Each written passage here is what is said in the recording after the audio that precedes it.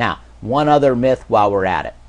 Sometimes people say, well, okay, part of the problem is the people that get in early make all the money and the people that come late don't make any. In a properly designed network marketing compensation plan, it doesn't matter whether you come in early or you come in later. If the compensation plan allows for it, you should be able to make a lot more money, even though there's hundreds of people above you in the compensation plan. Let me just show you how this works, all right? Let's say this is you up here. You're the very first person in a network marketing company, and you sponsor, this is you, and you sponsor 3 people. And maybe between those 3 people, they sponsor somehow 12 people. So this is an unlimited width unilevel plan. That's a total of 16 people. Are you going to make a little money? Hey, a little bit of money. That's not a very big organization. What happens next? Maybe somebody you sponsor that's on your second level, one of these 3 people that was here, maybe they go out and sponsor 5 people. That's their first level, but it's your second. And then those 5 maybe sponsor 7, and one person of those 7 goes out there and sponsors 30, or maybe between 2 people in the 7. Doesn't matter, but they sponsor 30. Well, that person now has 42 people in their organization working, probably consuming some of the product too. There's a very good chance this person's going to make more money than you with your 16 people. Does that make sense? Sure. Now, it could be that one of the people in this 16 is a very high producer and generates lots of volume. You still might make more money. But probably with more people, you're going to make more money. Not always the case. You just have to look at how much volume of sales is taking place, because that's what people get paid on in a legal network marketing company. Now, let's say this person here on your third level, okay, they sponsor 4 people, and those people sponsor 20, and then 88, and 401, and 755. It gets bigger, and then it starts tailing off. It usually does, right? But every network marketing company only pays down a certain number of levels, all right? In this case, it'd be 1, 2, 3, 4, 5, 6, 7 levels. That's kind of par. Most companies can't pay deeper than that because they'd go out of business. So in this case, right, the biggest number of people is on the 6th generation. That's typical too in network marketing companies. But how many people in this person's organization? Well, 1,353. Is this person probably going to be making more money? Probably so, right? They're going to be making more money for sure than either you or the person that you sponsored that was on this generation. Is that good? Absolutely. Is that fair? Sure. They came in later. They're making more money, but they built a larger sales organization. They deserve more money. Now, someone comes in below them and says, well, this person above me is making so much more money than I am. But look, they only built a sales organization of 6 people. So it really doesn't matter where you are. What it matters is how big of a sales team that you build. Now, there's an argument that some say, well, you reach saturation. I have never seen a network marketing company reach saturation. If you just look at typical manufacturing companies like Johnson & Johnson, for example, they grow every single year worldwide, and they've been in business for decades and decades and decades. They're doing 70 billion in sales per year, and they keep growing. No network marketing companies come close to that big. No network marketing company, in my opinion, has ever saturated the market. So there's a third myth we'll dispel for you. So even another person comes in down here, 12 people, they might look at this person and say, well, they got in earlier than me. Not so. This person here just built a larger organization. All right, so there's one myth. Doesn't matter in a properly designed network marketing company. It doesn't matter when you come in. It matters how big a sales organization you build, and ultimately how much volume they're producing. A smaller sales organization might be more efficient and actually be producing more volume than this one. But I'm just using the numbers to illustrate this for you. All right, so let's go back to this idea of pricing and value. Let's look at an illegal pyramid. From a new participant's point of view, okay, they're paying this kind of price for a product. I like to use the example of pencils. Pencils are a product. Again, I'm going to back up one step. Sometimes say, well, if there's no product, it's an illegal pyramid. If there's a product, it's legal. Well, let's talk about the gray areas now. Look at that. What if it's pencils for $10 each? Well, clearly pencils don't cost $10 each.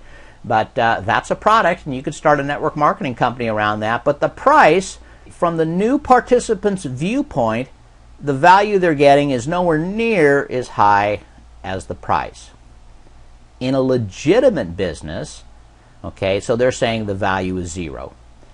And the only thing that they're receiving really is the right to bring in new participants. That's the classic definition of an illegal pyramid. When the only value that someone gets for the money they pay is the right to bring in new participants. Oh yeah, the pencil's worth, a nickel, but you paid $10 or $100. See, it's just ridiculous.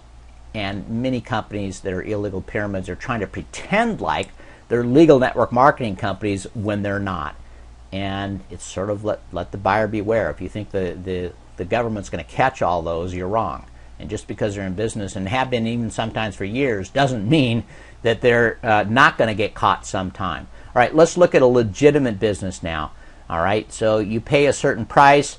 What's the product worth from the new participant's viewpoint?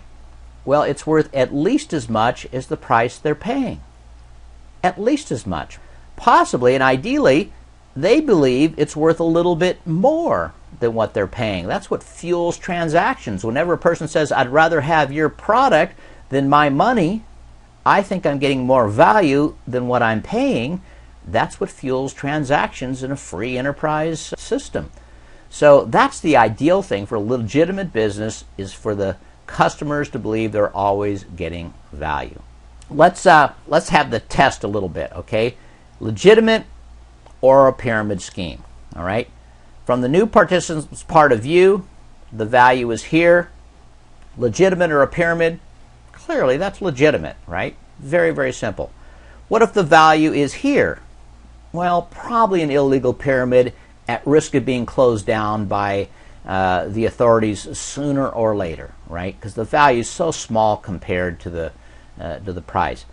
What if, though, the value is here? Same thing. What if it's here? See, now it's getting tougher. Now it's getting tougher. See, that's where we're getting into the gray areas, because value is a very subjective thing. Some people think that Mercedes-Benz are a ripoff, that the price is way too high when you can buy a Chevy for, a quarter of the price. Why buy a Mercedes-Benz? But that's subjective, because a whole lot of people are happy to buy Mercedes-Benz. So let me just say that this is a very subjective thing, but you need to think about it when you're joining a network marketing company. And we're going to talk a little more about that in just a minute. So can we quantify this a little better? Let's look at the price. Let's say that's the value that most people would agree is being delivered for the price. Then what would you call this section right here, the difference between the price and the value? Well, here's an interesting phrase or an interesting name. And if you name this, you can kind of quantify it. It'll clarify your thinking. If the $10 pencils, you say, well, look, I'm paying $10. I think the pencil at most, what's a really good pencil, at worth its most a quarter. Then this area here, you see, you'd say is $9.75. We're going to call that the pyramid portion of the price. If the pyramid portion of the price is very, very small or non-existent, you probably have a good argument that our critical success factor number 7 is being met in that particular network marketing company. It's a competitive price. 2 requirements, remember, that we said for reliable long-term leveraged residual income. One is that there's a lot of people doing a little bit consistently. That can give you leverage. You can't have leverage unless you get a lot of people doing some work. You need a lot of people receiving value consistently. That's what's going to give you the residual income, when people come back and buy again and again and again, right? So those are the requirements that we've talked about in MLM The Whole Truth, the course and special report. Now let's just talk about what's good business. Competitive pricing is critical for both. What do marketing vice presidents do? Well, they study the market and they see where the competition's coming in. I did that with one product, okay, a joint health product with glucosamine in it some years back. And here's what I found. I found Costco had a product that was somewhere down here under $5. Another one in the $6-7 range. I don't know what the difference is. Probably some difference in quality. I saw one good MLM. I thought a pretty good MLM that had a product just under $11. I saw a GNC store had a product up there around $18. CVS one at $21. One MLM with a product at $28 and another one at $38, $39.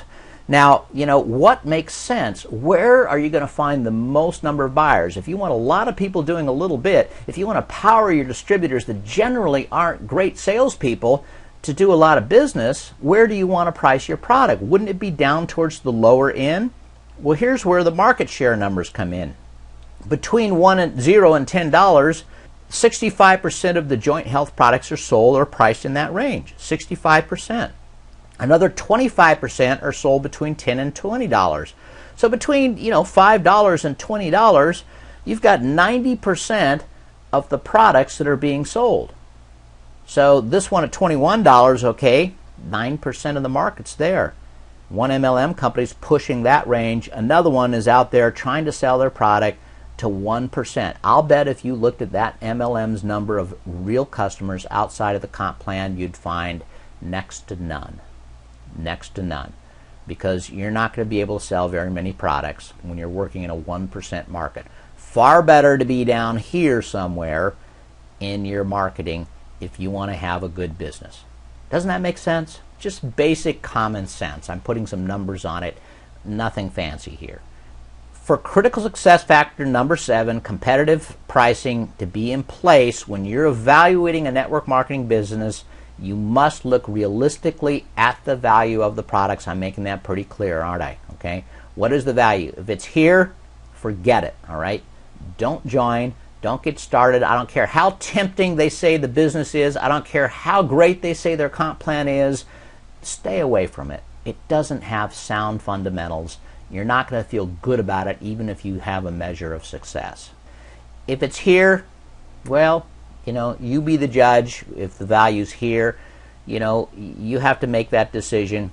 If it's here, obviously you're doing a lot better. But you've got to evaluate it. Be realistic. Don't be blinded by hype. I've seen that so many times. People say, oh yeah, we've got customers. In reality, all they have is, you know, sometimes they're their own customers. They're selling to their dog, their next door neighbor as a favor. There's no real customers. Don't get blinded by the hype. Don't fool yourself. That's the most important person for you to tell the truth to is yourself. Okay, there's only one person to be heard if you don't, you. My advice, ask a few family members, friends that have no vested interest in the business. What do you think of this product at this price? They may or may not want the product, but you know what? They can tell you whether they think it sounds like a fair deal or not, and you can determine that way. Ask for advice. Critical success factor number 7, competitive pricing. Clearly one of the most important of the success factors. They're all critical. I mean, if you're missing any one of the 12, the company can fail. So please look at those things before you get involved, before you spend a lot of time, effort, and or money, or waste your reputation, or burn out your friends and family because you've made bad decisions. This is probably one of the first things I ask. I ask people, what's your product? How's it priced? Who's buying it? And I try to find out, are people really going to be buying this, whether they're interested in the comp plan or not, whether they're interested in the business or not.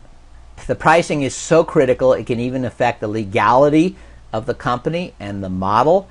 It profoundly affects critical success factors that deal with reorder rate and attrition. It can make or break your quest for reliable, long-term leverage residual income, and I contend it's worth it looking for that. It's worth it building for that. That's the most valuable kind of income that you own. Well, thank you so much for attending. If you found this presentation in some other way than by direction from the book, learn more about the special report we offer at MLMthewholetruth.com. It's MLM- or hyphen thewholetruth.com. Our goal is to empower network marketers with the whole truth always. Network marketing is a beautiful business model that makes absolute sense when it's done well. Thank you, my friends. Glad you could join me here today. Bye-bye.